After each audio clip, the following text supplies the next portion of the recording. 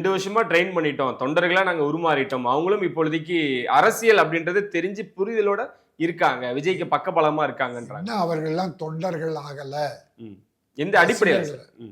ஆமா, மரத்து மேலே ஏறுறாரு, டிரான்ஸ்ஃபார்மர்ல ஏறுறாங்க, இப்பவும் விசில் அடிக்கிறாங்க, கத்துறாங்க.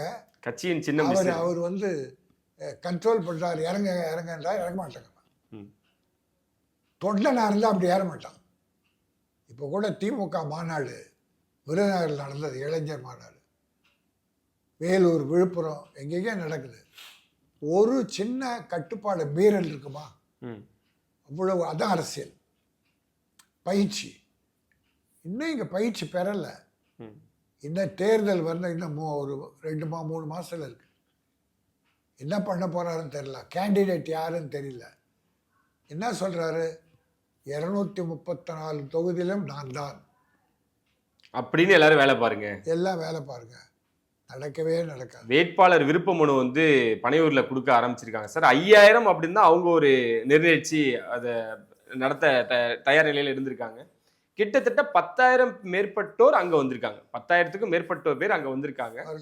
பனையூரே நிரம்பி இருக்கு. நீ ஆன்லைன்லயே நாங்க உங்களுக்காக இது பண்றோம் அப்படின்னு வேட்பாளர் விருப்ப மனுவே அவ்வளவு தூரம் ஒரு எதிர்பார்த்த வகையில் அமைஞ்சிருக்கு. அப்படின்றப்ப அதுவே அவங்களுக்கு ஒரு சாதகமா ஒரு அமைஞ்ச விஷயமா தான். வேஸ்ட், இதெல்லாம் வேஸ்ட், இதெல்லாம் கவைக்கு உதவாது.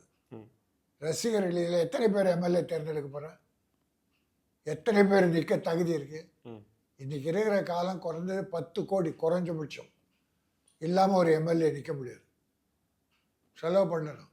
இவர் சொல்லியிருக்கலாம் மாணவர்கள்ட்ட, உங்கள் அப்பா அம்மாவெல்லாம் காசு வாங்காமல் ஓட்டு போட சொல்லுங்கன்னு. நடக்கவே நடக்காது. தூக்கி அவர் வச்சிருவாங்க. ஏன்னா 40-50% மக்கள் காசு வாங்கி பழக்கப்பட்டாங்க. அதுக்கு மாற்றம் தான் சார் வந்திருக்கோம். மாற்று ஏற்படும் இல்லை, ஒரு மாற்றத்துக்காக மாற்றிடுவாங்க. இவரை தான் மாற்றுவாங்க, இவரை கொண்டாந்து வைக்க மாட்டாங்க.